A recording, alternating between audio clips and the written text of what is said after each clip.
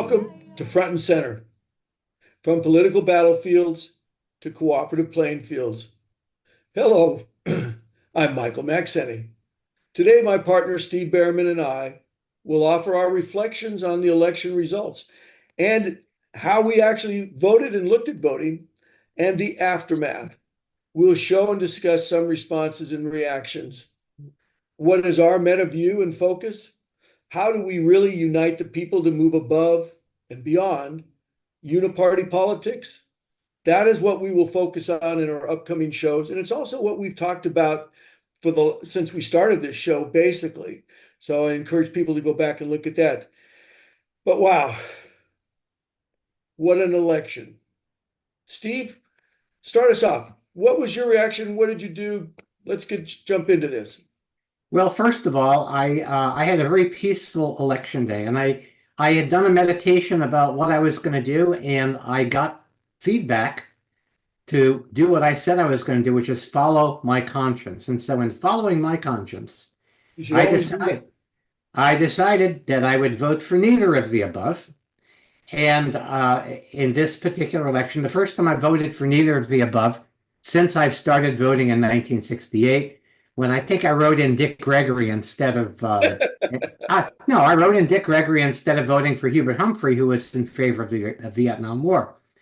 And I felt that that's what had integrity for me.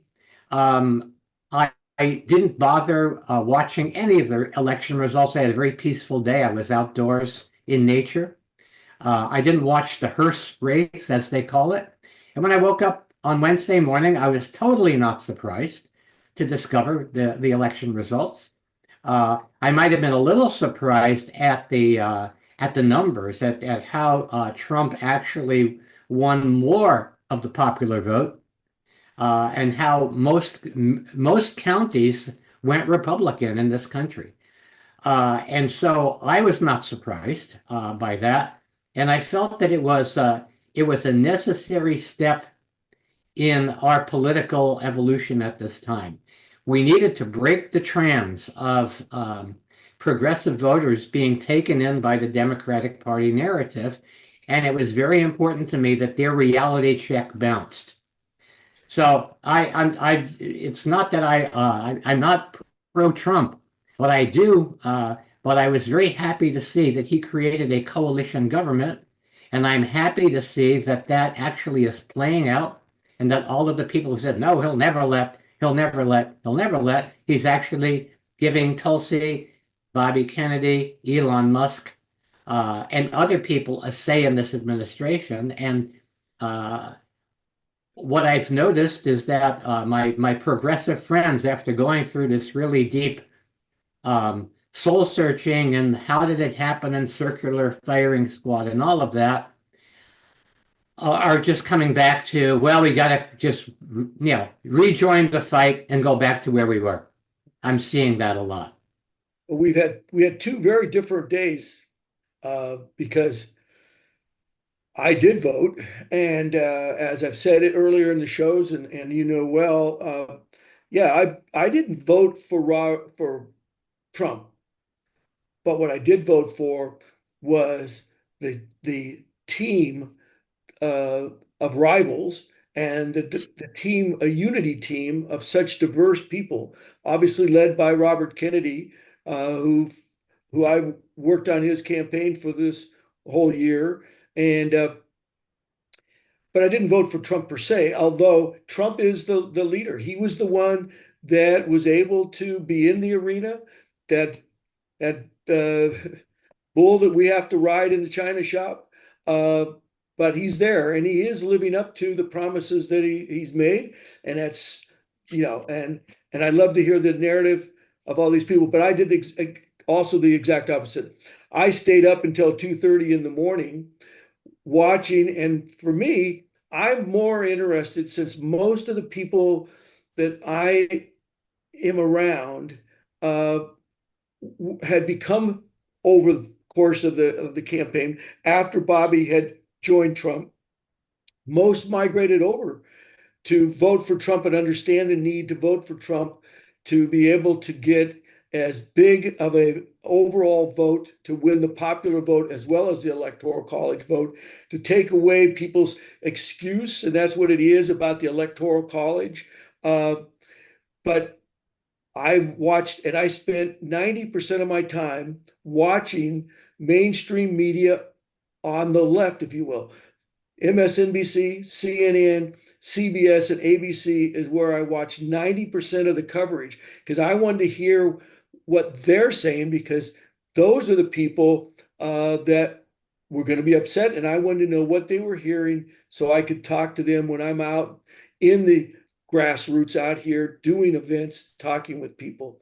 So very different perspectives on it. Steve, I know we wanted to, do you want to add anything more about the reactions that you've seen? Or Well, I think that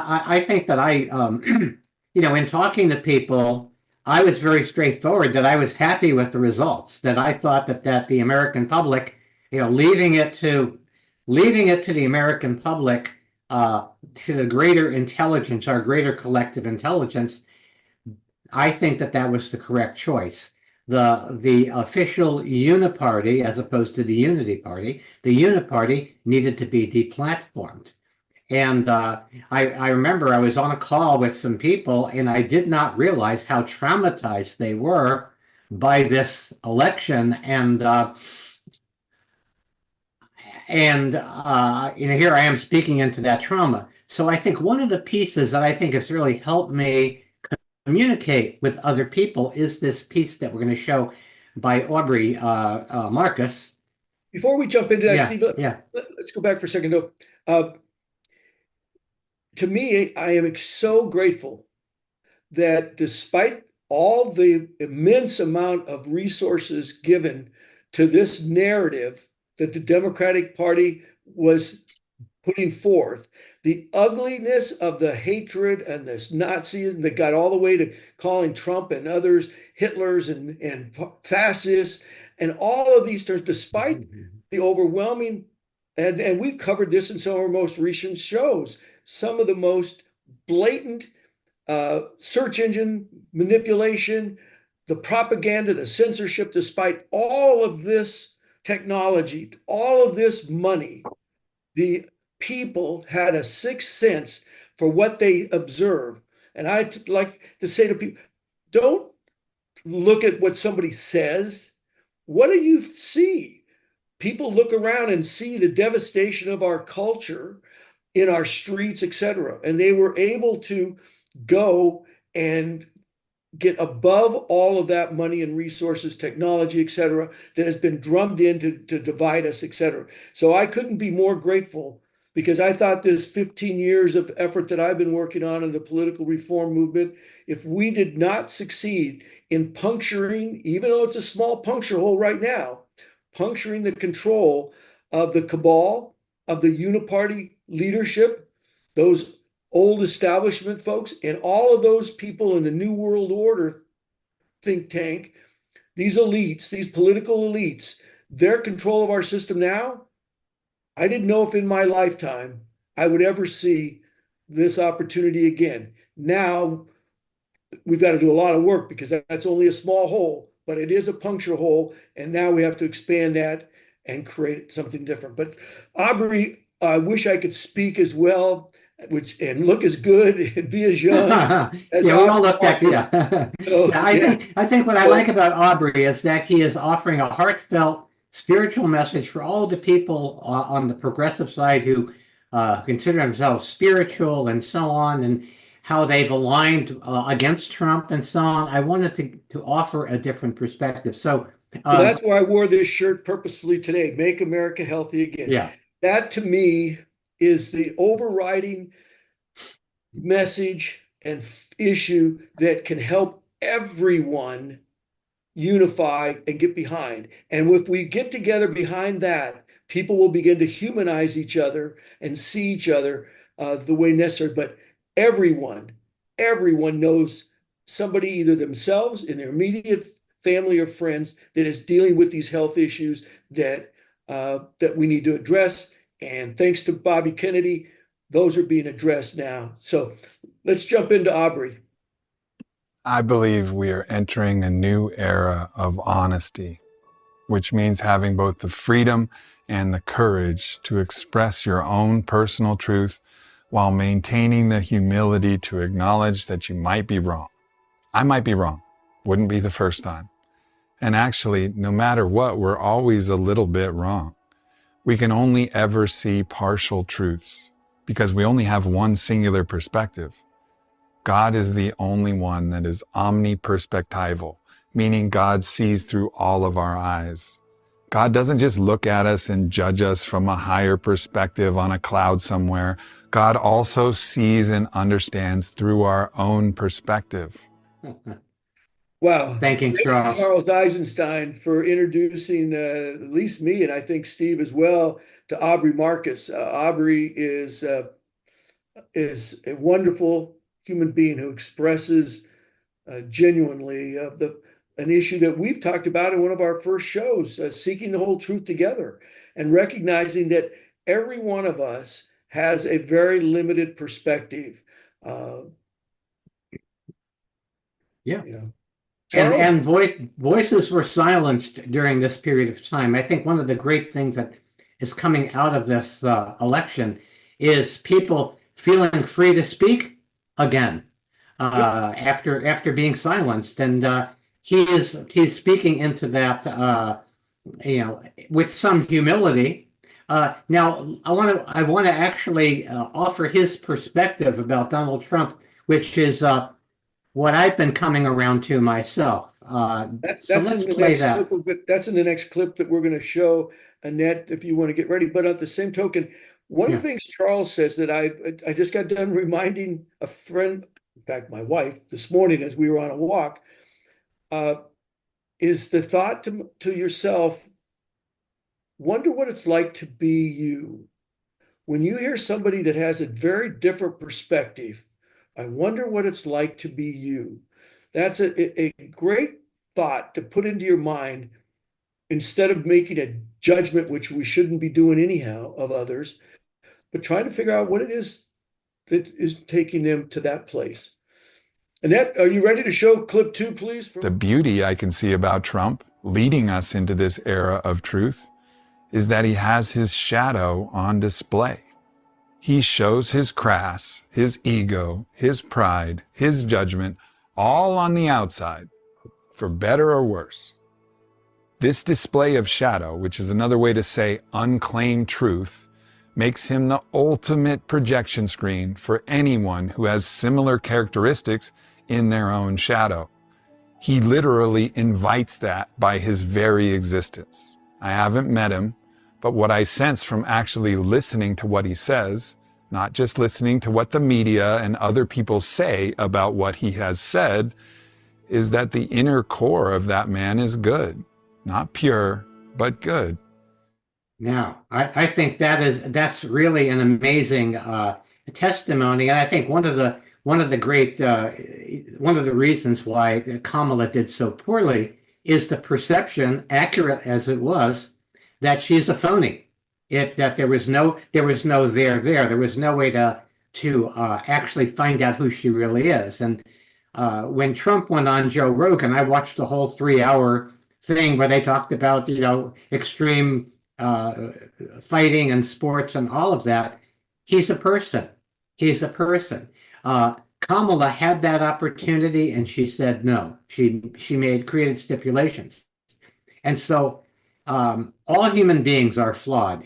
And what happens is that we tend to project that on the other when we're hijacked and captured by a narrative. And I think that's what happened. The Trump narrative captured people so that they weren't really looking at Donald Trump. They were seeing him through the eyes of other people.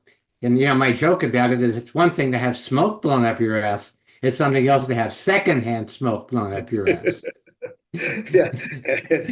And what's even worse I than that, every time you say it. what's even worse than that, and I've noticed this happening, is that the true, really, really excellent con man, con person gets you to bend over backwards to blow smoke up your own ass. So I think that's what we've been seeing in the people who still cling to this narrative after the public exposed it for the scam that it is. They're blowing smoke up their own ass in not recognizing that there's a new world. The world has passed that old progressive, it's not really progressive narrative by, and that we might consider not viewing Trump through somebody else's eyes, but actually allowing ourselves to experience him for ourselves. Yeah, and in the Team Kennedy volunteer group, which I would guesstimate 70% of those here in California, where I worked with intimately over the last 9 months, 70% of those were former Democrats. And it was exceedingly hard for them and myself to accept Bobby asking us to vote for Trump. And at first it was and to vote for Trump and to move over to that. And it took a long time. But Bobby came on to many of our weekly Zoom meetings of the leadership in California here and nationally, and started explaining a different person that he saw behind the scenes, as did Amaryllis Fox, the campaign manager. And people trust Bobby immensely and Amaryllis. And they were giving us insights into and stories about the Trump they were dealing with, which was so different. And they reminded us repeatedly of what we all saw of the censorship and the propaganda and the lies that people were willing to say about Bobby, taking things out of context and on it went. And that was being done, much of it to Trump. And then one last point I want to make before we go into the next discussion is that much of what Trump says and does is exceedingly strategic. He says a lot of things like these tariffs. He'll say, I'm going to make these outrageous tariffs, or I'm going to lock people up.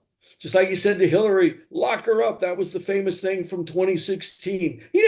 Once he got in there, he didn't do that. And he said, no, that's wrong. And these things with tariffs, again, it's a staking out a starting point for negotiations. But he says all kinds of things. It's hard to deal with for all of us. But understanding his shadow, his flaws, is important. And one quick comment before I know we want to move on. I couldn't be more excited about the upcoming cabinet positions hearings, because so much, I hope CNN and the rest of them play these live, which they should, instead of just excerpting things. But they're going to hear people who can really answer succinctly and directly hugely important questions that have been kept from half of our nation or more. They're going to hear Bobby, Tulsi, etc., answer hard questions, and they're going to be going, wow, I never heard that answer before. That's not at all what I was told this person stood for, believed, did, etc. So it's going to be another opportunity to unveil a lot of new things to an audience that are our brothers and sisters, our fellow Americans who love this country as much as we do. So let's jump in. We don't have a lot of time. We want to go on to a couple things. Steve? Yeah, this next clip is something that, before the election, we could hear from my progressive friends. Well, of course, they're never going to he's going to double cross Bobby, blah, blah, blah, blah, blah. And my suspicion was that was not true. So let's hear what Aubrey has to say. And we can now see that he's kept his promises to Bobby and to Tulsi, and he's supporting and defending them. From my personal sources within the party, the word is that Trump is honoring every promise he made to Bobby in the campaign. So for anyone out there who has been expecting that Trump was going to crawfish and double-cross Bobby Kennedy when he was elected, that isn't what is happening. I have supreme confidence that Bobby is going to transform the corruption of Big Pharma, the pollution of our food supply, open up access to psychedelic medicine, and start to heal the chronic disease epidemic. Those changes alone will save millions of lives and impact the quality of life for millions more. Yeah. As it's distinctly, and that was my experience inside of those meetings with Bobby and Amaryllis, and what we're hearing now is that he's been living up to everything and more than they expected by far. Okay, now here's something else again. Everything, this being upside down land that we're in, we're somehow Bobby Kennedy speaking to the Trump supporters. There's all of this upwelling of support for environmentalism, for regulation of our industries, and all of that. And now Donald Trump, the who has been presented as the great dictator, showing up. One of his first dictates is promising free speech. How does that work? Let's see what Aubrey has to say about that. Also, for those believing Trump is a threat to democracy, what is actually happening is Trump is promising the protection of the most important characteristic of a democracy, which is the freedom of speech. If we don't have free speech, then we just don't have a free country. It's as simple as that. He is quite literally doing the opposite of destroying democracy. He is fighting to save it. The first thing every dictator, communist, or fascist does is they control the narrative. Name a single vision of dystopia where empire hasn't cracked down on free speech. I'll wait. Here we are, upside down land. As I like the way he closed it with "I'll wait," and one of the things that I try to say to everyone: be patient. Well, it's going to take time, but see what actually happens instead of allowing the media and those who want to stop him, because we're seeing that across the board. Their efforts to already stop Trump and his team at every turn. They're using lawfare and all that. Be patient. Let's see exactly what begins to unfold. And that will be the best remedy to help people open up their eyes, including, like I mentioned before, these hearings for appointments. Here's we call this irony deficiency. Seeing a doctor won't help, but seeing a paradox will, right? So here's irony deficiency, right? Okay. Donald Trump, existential threat. We saw the videos of Oprah. There may never be another election if we elect him. All of this existential threat. So Bobby Kennedy approaches the Harris campaign prior to his being tapped by Trump and says, let's join forces to defeat Trump. Now, if he was really an existential threat, think about it. Hitler was an existential threat. And to deal with that existential threat, the Allied powers aligned with Stalin and the communist regime in the Soviet Union. They probably killed more people than Hitler did, right? But it was enough of an existential threat that we created this alliance. Had Kamala created the alliance with Bobby instead, which you and I know would have been impossible for her to do, given how she was boxed in. Had that happened, the election results would have been the exact opposite. Those independents. She wasn't really even boxed in my opinion. She was a front for the Uniparty, which showed itself with the Cheneys, et cetera, there. But had they been a different party, had they been the party that the Democrats people, the American people wanted and believed in, and I believed in as well, they would have embraced Bobby's offer. Come on in, Bobby. But when they turned his back and wouldn't even talk to him, that made it clear to him that they were not at all the party, and it was no longer the party of values that he believed in, and most all of American Democrats believe in. And that's what forced him to go independent, and that was which led him then, as we've talked about before, to this journey that led him ultimately to suggesting the Uniparty in the Freedom Fest on the day before Trump's assassination attempt, which led to Trump calling Bobby, which led to this incredible synchronicity of events that has brought us to where we are. So we could go on endlessly about our reactions, because I know we just touched the surface on that. But one of the things we wanted to talk about was what we saw out in the market and from others. And I know Bill Maher made a great statement recently, and you've got some thoughts to lead us with on that, Steve. Okay, so let's look at Bill Maher here. Hold on just a second here. Now, Again, we don't have George Carlin with us anymore. And my mantra is, what would Carlin do? What would Carlin do? Well, we didn't need him. We actually had Bill Maher, who said it straight. He's been speaking truth to that wall of denial for years now about the kinds of narratives that have been imposed by the Democratic Party. So let's look at that first clip from Bill Maher. The basis for Democratic campaigns has become, we're the smart people. That we know from the get-go. No need to look into that. We know that a priori, which is a Latin phrase the red hat people wouldn't have a clue about. But they don't need to. Have you seen my "In This House We Believe" lawn sign? See, it says right on it, we believe in science.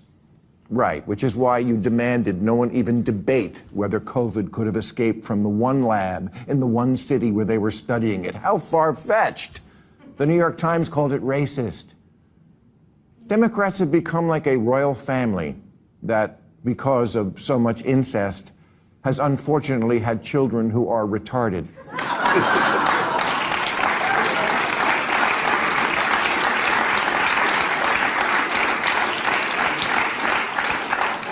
And the same thing can happen to ideas if they are also conceived in an atmosphere of intellectual incest. Maybe take the clothespins off your noses and actually converse with the other half of the country.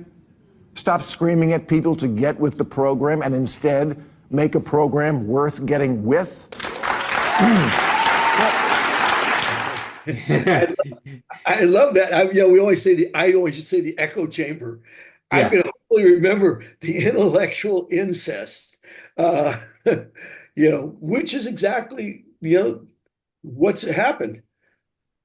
I was talking with a few people before the election, and my impression was that there were people who were secretly going to vote for Donald Trump, that they could not they could not speak into the no listening that they were experiencing from their families and their friends, and they just kind of took it under consideration and pulled a lever for Trump without telling anyone, because it was verboten to even speak that in this, inside that field, that now, at least they don't know that they're a minority yet, by the way. They just don't know that. Let's watch the second clip that I have from Bill Maher, which is more brutal. I will conclude by saying the reason I'm so mad at the Democrats is because as a voter, the issues that were important to me were democracy and the environment. And now there's no one to champion or defend either of them because you, with your aggressively anti-common sense agenda and shitty exclusionary attitude, blew it. You lost everything. House, Senate, White House, Supreme Court, and left us completely unprotected and ready to be violated. Happy Thanksgiving, everybody! I think he's going to be a big surprise. Now, you had said Bill has come along. Bill has come a long way to understanding it. I heard just yesterday somebody had said, and until I see it in his own lips, that he has left the Democratic Party. I won't believe that yet. But the threat to democracy that he espoused there and says he's left unprotected, I think he'll realize when he gets a little further down the road that was a misrepresentation, by far, a lie, that this was a threat to democracy. Is the exact opposite. And that's what Aubrey's point and Trump's point about free speech, that without free speech, you have no democracy. The contradiction to that is, let's hear from the impact what Bill Maher said on his show instantly to the reaction of the ladies on The View. And so let's go in and play a couple more clips, or at least one more clip from the Bill Maher show that we didn't show yet, which was the introductory. So Annette, can you go in and show us clip one? And Bill Maher said it's not the only thing Democrats got wrong. Take a look. Someone must tell the usual suspects on the far left that the saying is, when you're in a hole, stop digging. You just lost a crazy contest to an actual crazy person. What a shocker that the people who see everything through the lens of race and sex see their election loss as a result of racism and sexism. Yes, if only we weren't so irredeemably unenlightened, we would have elected a black president by now. Oh, what, we did? Asked if racism is built into our society. White progressives agreed with that at higher levels than black and Hispanic people. They don't want your pity. And black people can't afford to indulge rich white people's need to endlessly flagellate themselves. They just want prices to go down and good jobs and the police when you call them. Well, if he's right, then why didn't people vote for the former prosecutor who actually had policy plans to help the working class? And the reason I asked to play this clip, Steve, is because this goes to what we've talked about in the last couple of shows about the censorship, the manipulation through the search engines, which has been used so successfully to divide us and create this history. Here she is, and where their focus was on race and sex, identity politics, etc., instead of the issues. And that's why I wanted to introduce that particular clip. And then they and this is where the View has a great influence on a lot of people, but it's that thing where, as Marcus referred to it, and we've talked about it before, letting somebody else tell you what to think, being too lazy to go and think for yourself and do your own. You're letting somebody who you like, who's a personality on television or in the movies or entertainment world, tell you what to think. So, Annette, let's play, because this part goes to the heart of this issue. That can be true. There is something here to the socioeconomic class, though, that is crossing racial divide in academic and education, too. Americans with a college degree 30 years ago were roughly 20% of the population and held the same percentage of household wealth as those without a degree. Yeah. 30 years later, this is important, Americans with a college degree account for 38% of the population and 73% of the household wealth. The haves and the have-nots have gone so far apart that they are rising up right now, and they cross every line of our democracy. Okay. See, and that's what I wanted to get to, because they've been so told that it's about, and it's not that there is no racism aside and all that, but it is insignificant as the driving force behind what is happening between the people, this positive populism movement, and the political elites, and these highly educated who have been in that incest, the intellectual incest of our higher education, that echo chamber. So, and to the credit, there was another lady on The View who came back nicely about it. But this talks about, it's not the identity politics based on race and sex, etc. It's really more to people wanting to live. And Annette, before we wrap, go and play, if you would, clip 3 there, to how that they draw it to a close. Chance to get ahead. No, and nobody wants a handout. That's why when people started talking about welfare years ago, it's like you weren't talking to people who were on welfare. Yeah. Nobody wants to be on welfare. Yeah. Nobody wants to be down. Everybody wants a leg up. We all want to do better for our families. Mm-hmm. There's not a person, black, white, male, female, who doesn't want that for the family. I like what you said, because as a woman, I see things differently. As a black woman, I see things and hear things differently. I hear when people don't believe that there's an issue. I hear it, and there is an issue. And there is an issue that we can't ignore, but that's not the focus, is that issue. But we do need to acknowledge it and continue to hopefully educate people and demonstrate to people that we all are one. We all come from one seed. We truly have these superficial differences, but that is not what is that we need our politicians to be focused on. Like, I think what's in question here is the Democratic Party strategy. And I think a lot of people, I mean, look at where they went. They went to celebrities, celebrity endorsement, paying $1 million to Oprah for her venue so that Kamala could have a show. getting all of these endorsements that they thought was going to make a difference. And the people out there, what they're hearing is let them eat cake. They're looking at Marie Antoinette out there telling them to go eat cake or something else that we won't talk about. And in the midst of all that, and I think people are coming to see that the Democratic Party is a Hollywood set. It's a Hollywood set. It's a virtue signal show without the requisite virtue. And it's going to take, as you said, thank you, Michael, for saying that. It's going to take the time for people to see, oh, he hasn't betrayed Bobby. Oh, there really is change taking place. Oh, we're not at war with Russia, but instead we've de-escalated that war. All of these things that have been predicted are not as they don't come to pass.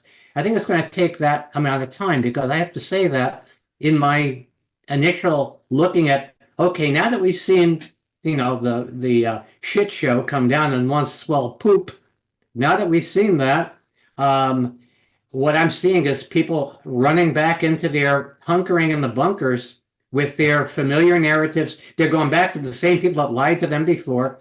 Instead of celebrating, hey, you know what? We have somebody in there that might actually call our food and our pharma accountable.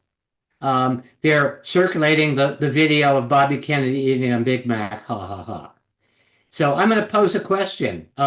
Maybe you can answer this question, Michael. What percentage of TV ad revenues come from pharmaceutical companies? Take a guess. What percent? 75 to 80%. 75%. That's the conservative in 2016 to 2020. So let me ask you something. If 75% of your revenues come from somewhere and you have designs of staying in business, how likely are you to run afoul of those sponsors? Oh, well, I had a publishing business for 20 years, and I know exactly. I was on that end, and I was in the tourism industry, which is obviously very different, but we still had heavy influence from Disney and Universal Studios and the Hiltons and some of these about things that we could or couldn't talk about. And when we were, so yeah, even in that industry, yeah, so they have to survive. And that's where the Lancet, the New England Journal of Medicine, and all these, finally that message is coming out that I was told about 20 some years ago, that you couldn't trust them because of, again, the same thing. They're in business, have to survive, and their big dollars come in from their advertisers, and those advertisers are directing the messaging as much as we like to think differently. So it's going to take time, but these issues, that's where Make America Healthy Again. When people begin to see, because this is something that touches into everybody's house, when they see this issue of how our General Mills and these companies are producing the same brand, two different ingredient sets go into one that they provide for Americans and they sell to the rest of the world, that are contributing to poisoning us, because they can get away with it and they sell more. They make them bright colors for the kids, do all this advertising to the kids, do all these ads to the people about all these drugs, etc. So this issue of food, drugs, all this, that's going to help, as we've been talking about, what the apocalypse is the unveiling of these hidden truths, as more and more of these hidden truths cannot be hidden.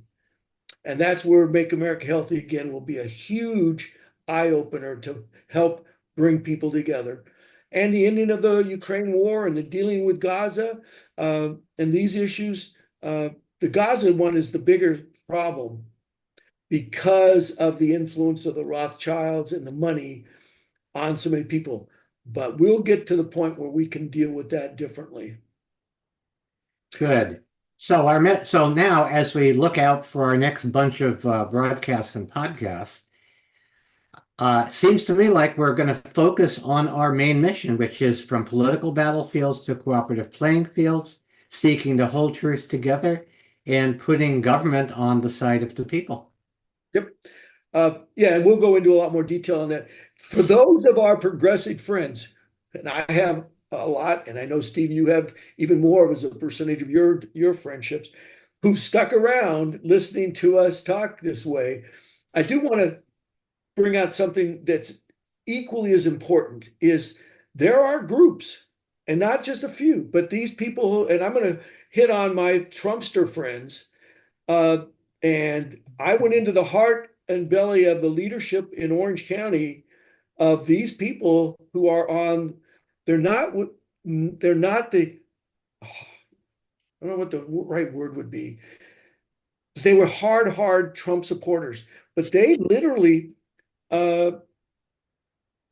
don't see the word compromise. They are as hardened in their beliefs and unwilling to listen to anybody on the other side or anybody even in the middle. It's a battle to them of will, and they've got some great principles that they were based on, but they take it to violence. They're willing to take it into the violent level when somebody comes after them who's there. I mean, so I don't want to go into the specifics of the names of these people because I've met with them and I'm going to work with them and try to help open their eyes to thinking in terms of wonder what it's like to be you, and not be willing to go down that path of the same kind of anger, hatred, violence that has been perpetrated by the extreme left from the Antifas of the world. There is that element, the Proud Boys and others on this right side, that needs to soften. So we'll focus on the 80% in the middle, and we'll go into details about how do we move on in our upcoming shows. Thanks for sharing that, Michael.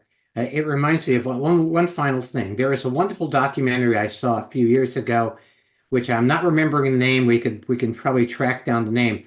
It's about this black blues musician who has spent his adult life reaching out to Klansmen, and he's got a whole closet full of Klan robes that these Klansmen have given up. Not every one of them, of course, but a certain percentage of them were susceptible to the power of love. I think your 80% is about right. So we want to focus on the 80% of us who are susceptible to the power of love, the power of unity, the power of connection, the power of truth, and seeking the whole truth together. And that's the real constituency for the great upwising that we need in this country. Yep. So we could go on, but we're trying to keep this somewhat limited, and we'll get into it. So what are the adjacent possible steps that we can take to help move us towards that more beautiful and just world? That is what we will focus on in our upcoming shows. It's what we focused on actually before leading up to this election. So Steve, any final closing statement or thoughts you have at this moment before we sign off this show? Yes, I think part of my mission is to help enroll progressives in the Make America Healthy Again, so that it doesn't become a captured narrative of one political party or another. And perhaps because of health as being a fundamental need of everybody here, and health and clean food, that I think that might be the one area where we can lift the veils and break the trance and create a real transpartisan movement to overcome the partisan trance, so that we have something that we're all working for together. So that's my intention. And that will humanize each other when we start working together with people on this issue of getting our families physically, mentally, spiritually healthy again. That will really go a long way. So if you're watching on YouTube or listening to our audio podcast, please comment. And I mean that, please comment. Steve and I will get back to you. Please subscribe. Please like, and of course, please share with your friends and followers.